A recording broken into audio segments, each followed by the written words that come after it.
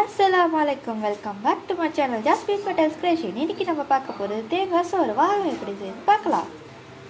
ஒரு கப்பு அரிசிக்கு 1.5 கப் தண்ணி ஊற்றணும். இப்போ நான் 2 கப் அரிசி எடுத்திருக்கேன். 3 கப்பு தேங்காய் பால் எடுத்துருக்கேன் பாருங்கள். ஒரு வெங்காயம் நல்லா கட் பண்ணி போட்டுங்க. 1/4 டேபிள் ஸ்பூன் வெந்தயம், 2 பச்சை மிளகா,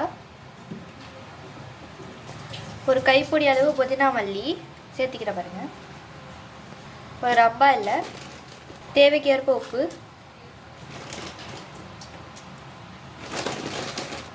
ஒரு சின்ன துண்டு இஞ்சி,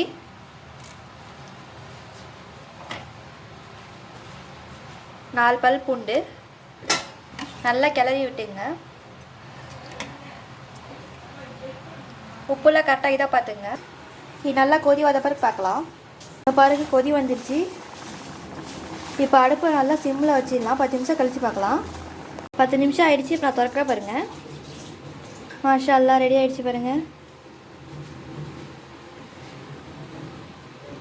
நல்லா உதிரி உதிரியாக வந்திருக்கு.